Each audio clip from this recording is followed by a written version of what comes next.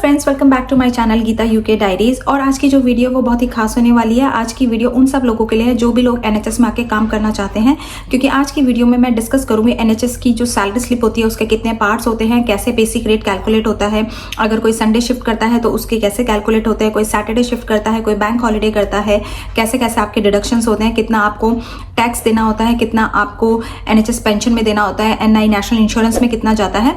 तो आज की वीडियो सारी उसी के बारे में हम डिस्कस करेंगे।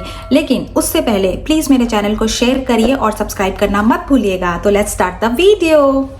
तो दोस्तों, जैसा आपको पता ही है, कोई भी सैलरी स्लिप कोई भी हो वो एक लीगल डॉक्यूमेंट होता है। तो ये आपकी जिम्मेदारी बनती है कि आपको अपनी सैलरी स्लिप में क्या क्या आपके डिडक्शन हो रहे हैं वो सब कुछ पता होना चाहिए। क्योंकि यहाँ पर मेरी एक नून में ऐसी थी हमारे एनएचएस में जिसको पता ही नहीं था कि उसको जो है एनएचएस की तरफ से ज़्यादा सैलरी मिल रही थी। तो बाद में उसको बहुत सारा प्रॉब्लम हुआ, उसको सारा का सारा रीइंबर्स करना पड़े। इसलिए आपको अपनी सैलरी स्लिप के बारे में पूरी जानकारी रखनी है, क्योंकि ये सैलरी स्लिप एक लीगल डॉक्यूमेंट होता है जो कि आपका कहीं पर भी काम आता है। अगर आपको कहीं मॉर्टगेज लेनी हो, कहीं पर आपको लोन के लिए अप्लाई करना हो, कहीं क्रेडिट कार्ड के लिए आपको अप्लाई करना हो, तो सैलरी स्लिप को आप as a legal document show कर सकते हैं। तो इसलिए आप मेक श्योर करिएगा कि जो आपकी सैलरी स्लिप है उसमें सारी की सारी डिटेल जो है वो करेक्ट हो। अगर आपको कोई भी इशू लगता है तो आप अपने एचआरएमसी डिपार्टमेंट, जो भी आपका ह्यूमन रिसोर्स डिपार्टमेंट है, आप उस पर जाके आप अपनी सैलरी स्लिप के बारे में पता कर सकते हैं। तो चलिए अब हम देखते हैं एनएचएस की सैलरी स्लिप दिखती कैसी है और इसमें क्या क्या पार्ट्स होते हैं। तो जो एनएचएस की सैलरी स्लिप है इसको हमने 5 पार्ट में डिवाइड कर दिया। टॉप मोस्ट पार्ट है जिसमें आपकी बेसिक इन्फॉर्मेशन है। जो सेकंड पार्ट है इसमें आपने कितना कमाया है उस महीने में वो है। जो थर्ड पार्ट है उसमें आपका डिडक्शन है। जो फोर्थ पार्ट है उसमें आपके पूरे साल की सैलरी स्लिप का निचोड़ है कि आपने कितनी पेंशन में जमा की है। फिफ्थ पार्ट इस महीने का है। तो ये टॉप मोस्ट पार्ट है। इसमें आप देख सकते हैं असाइनमेंट नंबर है जो हर एक का यूनिक होता है, 8 डिजिट का नंबर होता है। एम्प्लॉय का नेम होता है, लोकेशन होती है कौन से डिपार्टमेंट में है, डिपार्टमेंट का नाम होता है, कौन से पे बैंड के टाइटल पे है, बैंड 5 पे है कि बैंड 4 पे है, और इसके बाद सैलरी वेज है कि बैंड 5 के कौन से वाले पे, टॉप पे है, इंटरमीडिएट पे। तो इसमें है 34,581। फिर इंक्रीमेंट की डेट है, नेक्स्ट इंक्रीमेंट कब ड्यू है, 11 जून 2023 को। स्टैंडर्ड आवर्स कितने हैं, 37.5 आवर्स हैं एक वीक के। पीटी सैलरी वेज कितना है, तो यहाँ पर आप देख सकते हैं पीटी सैलरी वेज और जो सैलरी वेज है वो सिमिलर है, क्योंकि इसमें अगर आप पार्ट टाइम है और आप 37.5 आवर्स से कम करते हैं तो पीटी सैलरी वेज जो है वो आपकी कम होगी और सैलरी वेज जो है वो आपकी बैंड 5 वाली शो करेगी। फिर आप देख सकते हैं टैक्स ऑफिस नेम है, कहाँ पर आपके टैक्स ऑफिस का नाम है। फिर आपका टैक्स ऑफिस कोड है, टैक्स कोड है 1257L क्यूमुलेटिव, वो मैं भी आपको बताती हूँ क्या है। और एनआई नंबर है, नेशनल इंश्योरेंस नंबर। तो आपको अगर अपनी एचआरएमसी में कोई भी सैलरी को लेकर डाउट होता है तो आपको पास आपका एनआई नंबर होना चाहिए और टैक्स ऑफिस का रेफरेंस नंबर होना चाहिए। तो इसी के आपको देख के बताएंगे कि आपके टैक्स में कहीं कोई कम ज़्यादा तो नहीं कट रहा है। अब बात करते हैं टैक्स कोड की, 1257L क्यूमुलेटिव की। तो यूके में जो गवर्नमेंट होती है वो 12,570 पाउंड्स आपको पर्सनल अलाउंस के लिए देती है। इसका मतलब है कि आप ग्रॉस सैलरी आपकी जितनी भी होगी उसमें से 12,570 को माइनस करके जो भी आपकी सैलरी बनेगी उसी पे आपको टैक्स देना है। और अगर आपकी सैलरी 12,570 तक है तो आपको कोई टैक्स नहीं देना। लेकिन आपकी सैलरी अगर 12,57 के बीच से लेके 52,70 तक है, जो कि हम लोगों की होती है बैंड 5 वालों की, तो हमारा जो टैक्स रेट है वो 20% है। तो जितनी भी हमारी ग्रॉस सैलरी है उसमें से 12,570 को माइनस करेंगे, उसके बाद जो सैलरी आएगी उस पे हमारा 20% टैक्स लग के आएगा। वो हम पे एज यू अर्न करके जो होता है उसमें गवर्नमेंट ऑलरेडी सैलरी जो एम्प्लॉय होता है वो ऑलरेडी डिडक्ट करता है। तो आप देख सकते हैं कि जो आपका टैक्स कोड है 1257L, अगर आप इस L की जगह इसको 10 से मल्टीप्लाई कर दे तो 12,570, मतलब इसके ऊपर जो भी आपकी सैलरी होगी उस पर आपका टैक्स लगेगा। ये हर एक के लिए अलग अलग होता है। तो बैंड 5 के लिए ये है 1257 क्यूमुलेटिव। और ये वाला जो पार्ट है पार्ट 2, ये बहुत ही इंटरेस्टिंग पार्ट है, क्योंकि इसी में आपको पता चलता है कि आपने कितना इन्हांस ड्यूटी की है, कितना आपको रेट मिला है, कितने आपको संडे मिले हैं, क्या मिले हैं। तो आप देख सकते हैं बेसिक पे जो है इसमें आपके 162.95 आवर्स किए हैं और रेट ऑफ पर आवर है 17.6853 पाउंड का। नाइट ड्यूटी की है 10.50, सैटरडे इन्हांसमेंट लगा है, संडे इन्हांसमेंट लगा है, अनसोशल इन्हांसमेंट है, वीकडेज ओवर टाइम है, annual leave additional hours equivalent है, एनुअल लीव पे ओवर टाइम इक्विवेलेंट है, एंड WTD पे है, वो मैं आपको बताती हूँ क्या होता है।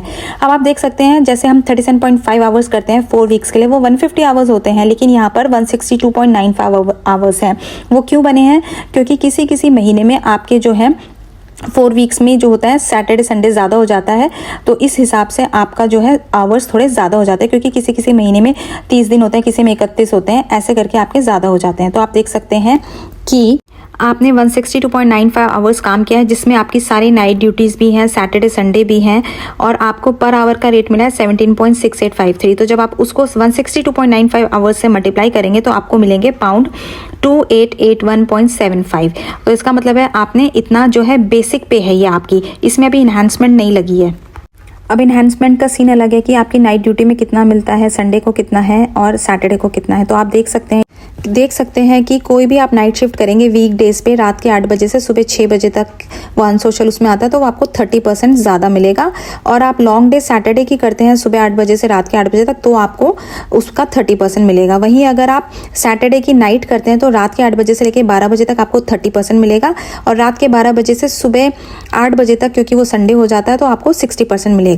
वहीं अगर आप संडे के दिन पूरा दिन ड्यूटी करते हैं सुबह 8 बजे से रात के 8 बजे तक, तो आपको 60% मिलेगा। कोई भी बैंक हॉलीडे करते हैं तो आपको 60% मिलेगा। उसके अलावा अगर आप संडे को लेकिन रात के 8 बजे से 12 बजे तक ही 60% मिलेगा, फिर 12 बजे के बाद वो मंडे हो जाएगा, तो वो आपको 30% वाला हिसाब मिलेगा।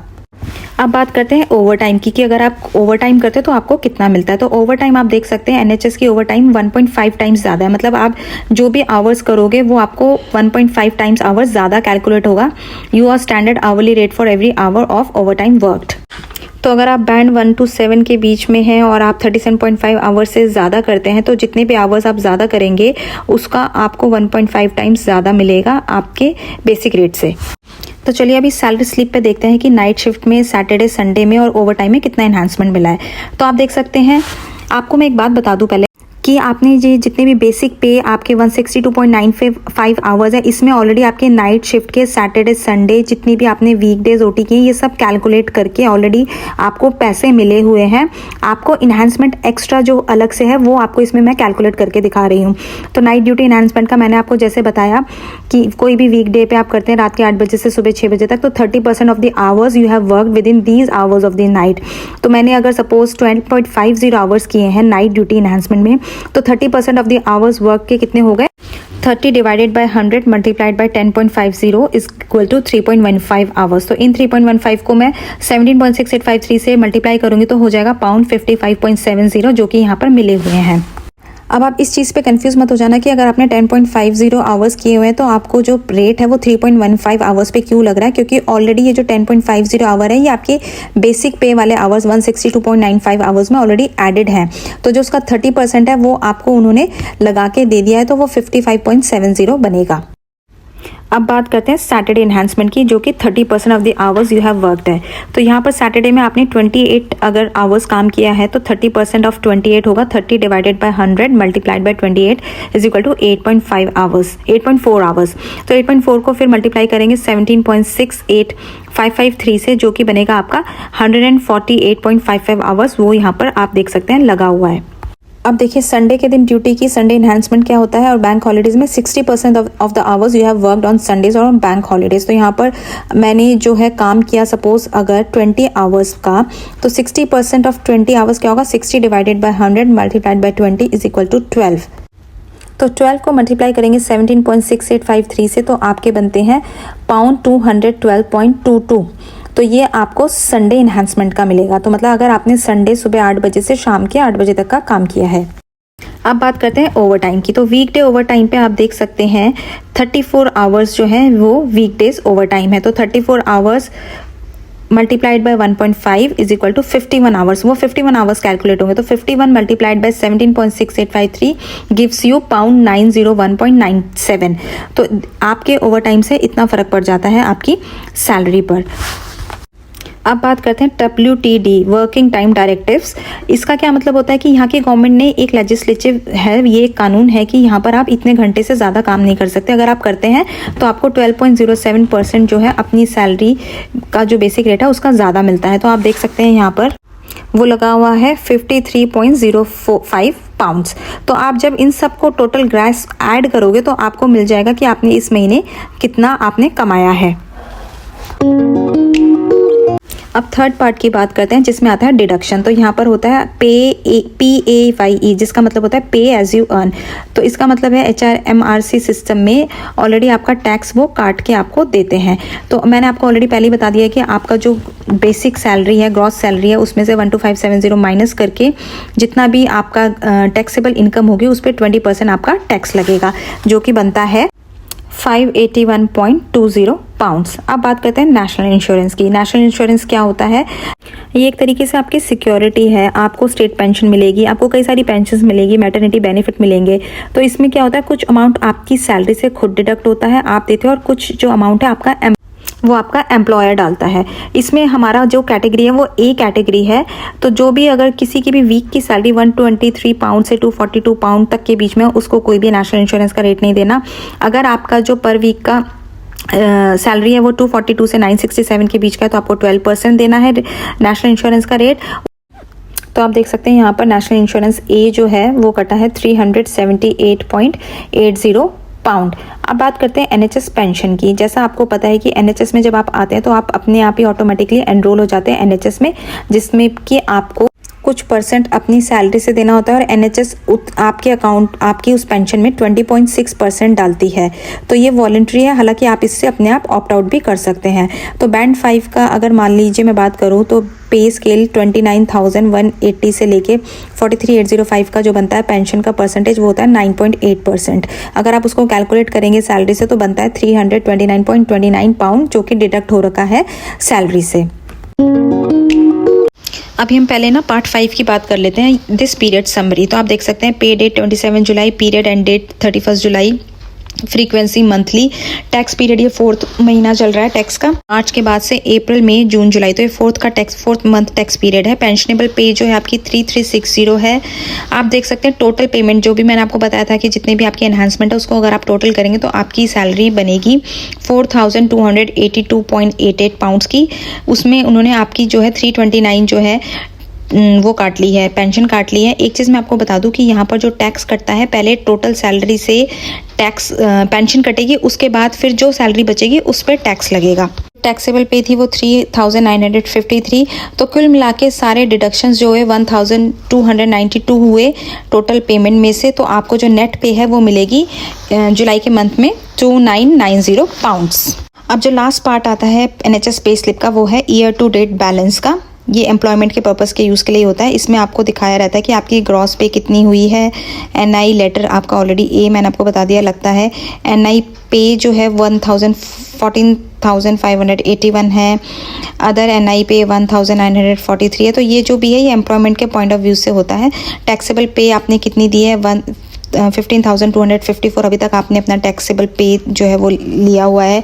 टैक्स कितना दिया है आपने 22,212 अभी तक आपने टैक्स दिया हुआ है।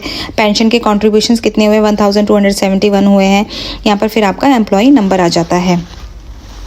तो दोस्तों मैं उम्मीद करती हूँ कि आपको जो भी NHS की पे स्लिप है वो समझ में आ गई होगी, क्योंकि मुझे ये समझने में बहुत टाइम लगा था और स्पेसिफिकली मैंने इसमें कई सारे जो है मेहनत की ताकि मैं आपको बता सकूँ एक एक चीज़ क्या होती है। इसीलिए मुझे काफ़ी टाइम भी लग गया इस वीडियो को लाने में, और मैंने काफ़ी टाइम से कोई वीडियो भी अपलोड नहीं की।